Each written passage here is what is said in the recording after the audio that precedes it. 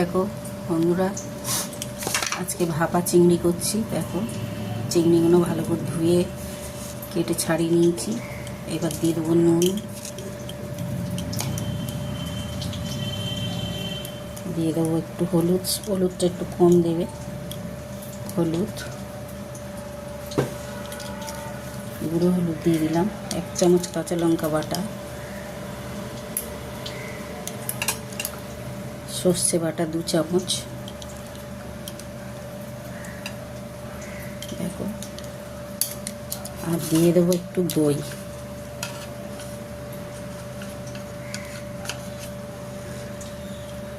দইটা 1 চামচ দিয়ে দিলাম।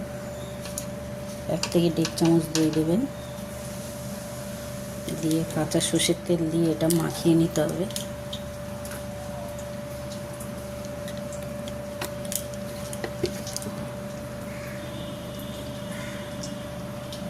একটু তেলটা বেশি লাগবে,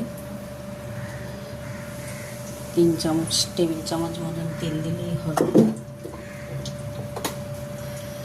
দেখো এটা মাখিয়ে নিচ্ছি এবারে ভালো করে, সব একসাথে করে। দেখো কালারটা কত সুন্দর এসছে।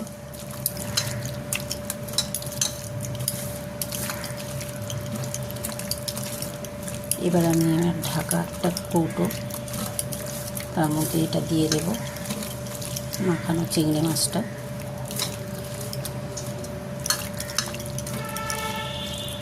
দিয়ে কড়াতে গরম জল বসিয়ে তারপরে দিয়ে দেব। তো দেখো বন্ধুরা, মাখিয়ে নিয়েছি। এবার আমি এটা ঢাকনা চাপা দিয়ে দেবো।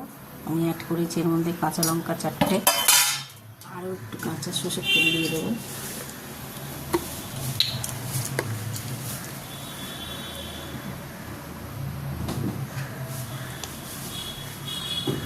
সর্ষের তেল দিয়ে দিলাম,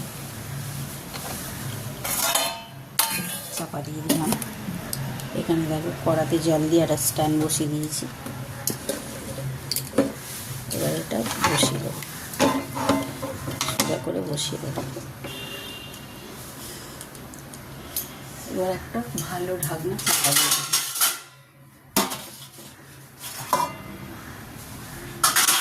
চিংড়ি ভাপাটা হয়ে গেছে, এবার খুলে দেখি কী হলো।